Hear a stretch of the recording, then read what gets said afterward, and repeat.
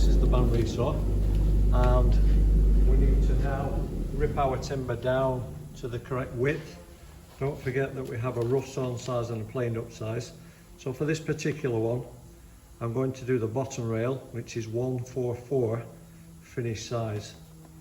So we're going to need about 150 on the rough sawn size. So to adjust that, we just undo that cramp,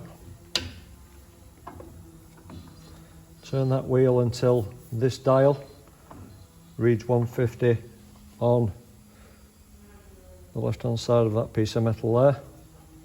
Nip that up, and now that will set the distance between these rollers and that blade. So that's set at 150 now. Okay, we can just do a quick visual on there so you can picture that. You can see the 150.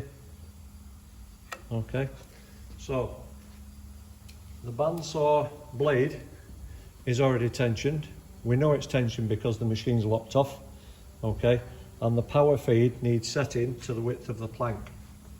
So we'll do that next. Okay, so the power feed has various adjustments. This one takes it backwards and forwards. This one here, if we loosen that, then that will take the power feed and adjust the width. Okay, so the easiest way to do that really is, and just put the plank in there. We can push the power feed up to the plank, bring that out, and then just give it doesn't need much, about 5mm, and that's fine. The thing to watch is you don't want too much overlap on there. It'll tend to kick your timber sideways. So once we start the machine up, we have to start the blade first. The power feed won't start until the blade reaches a certain speed for safety. There's 2 start buttons on that one, so I'll show you that in a minute. So we start the blade first, then we start the power feed, and then we feed the timber in. But as we feed the timber in, because this hits the corner first, that will tend to, if you not hold of this, it'll kick like that, okay? So you'll just feel a little bit of resistance when that hits that timber and it'll kick out. What you've got to do is approach it straight, keep it straight, and just try and keep it going. The same will happen at the back as it comes off the power feed and is already cut by the blade. It will try to kick sideways as well on the other side. So with a bit of experience, you can take control of that. Okay, you just need to know it's going to happen. So how to start the machine. On this particular machine, we have separate start buttons. The tension of the blade is set with this wheel here. We know the tension's already on, so we're going to leave that alone.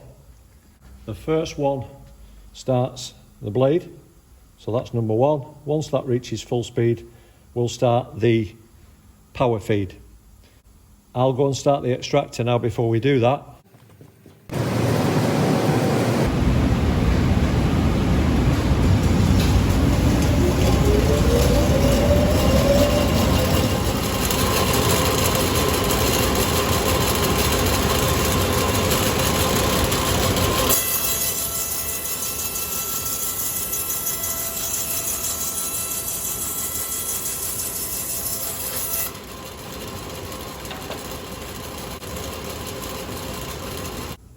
Okay, so you'll notice that this was a 9x2.